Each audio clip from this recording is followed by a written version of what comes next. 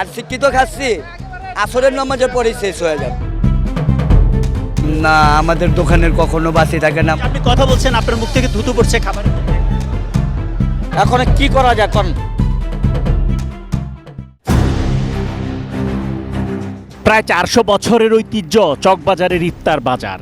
পুরান ঢাকা সহ রাজধানীর বিভিন্ন এলাকা থেকে ইফতার সামগ্রী কিনতে ছুটে আসেন রোজাদাররা।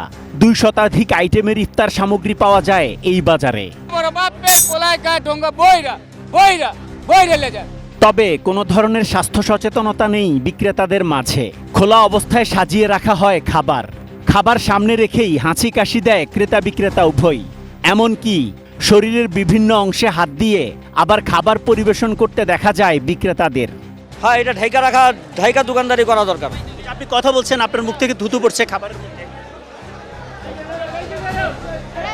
এখন কি করা যায় কোন? কাস্টমার হাত দিয়ে ধরে বন্ধ দেয়, এটা আপনার বিশ্বাস হয়? আপনার তো মাস্ক পরা উচিত, তাই না? হ্যাঁ, মাস্ক আছে।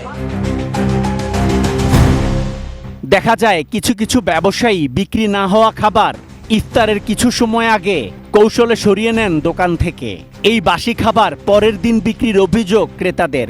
এটার সাথে যখন টাটকাটা মিশায় দেয় তখন আর কি বোঝা যায় না। এই আর কি শিক্ষিত খাচ্ছি এটা হলো স্কুলের মাঠে আশেপাশে বড় হয়েছে, এটা আগানে বাগানে ঘুরা বড় হয়। আর শিক্ষিত খাচ্ছি আসরের নামাজের পরেই শেষ হয়ে যাবে। 32 ইঞ্চি জেভিকো টিভি এখন মাত্র 15,000 টাকায়, সাথে পাচ্ছেন 3 বছরের প্যানেল ওয়ারেন্টি। শিক্ষিত খাসি নাম দিয়ে বিক্রি করা ইফতার আসরের নামাজের আগেই বিক্রি শেষ হওয়ার দাবি করলেও দেখা যায় বিক্রেতা নিজেই ইফতারের 5 মিনিট আগে সরিয়ে নিচ্ছেন দোকান থেকে। ভিডিও দেখানোর পরেও অস্বীকার করলেন তিনি। ইফতারের 5 মিনিট আগে আপনারা সবগুলো কাবাব, খাসির পা এগুলো সরাই ফেললেন। কোথায় সরাইলেন? কোথাও সরাই নাই। না, আমাদের দোকানের কখনো বাসি থাকে না। আমার শিক্ষিত খাচ্ছি কখনো এই পুঞ্জুক আইজো পুঞ্জুক কেউ দেখাইতে পারেনি। সেটা আমার ওই দোকানে যাচ্ছে, ওই যে আমার এই যে মাঝখানের দোকানে যাচ্ছে। না, মাঝখানের দোকানে চাই না। হ্যাঁ। ভিডিওটা দেখেন, আপনি দেখাতে দেখেন না।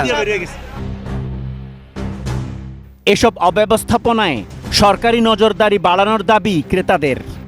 এইদিকে কোনো রাষ্ট্রে কোনো খেয়াল নাই, আসলেও মানে যত্রতত্রভাবে একটু দেখা টেখা হলে চলে যায়। সরকারের উচিত এখানে একটু নজর দেওয়া।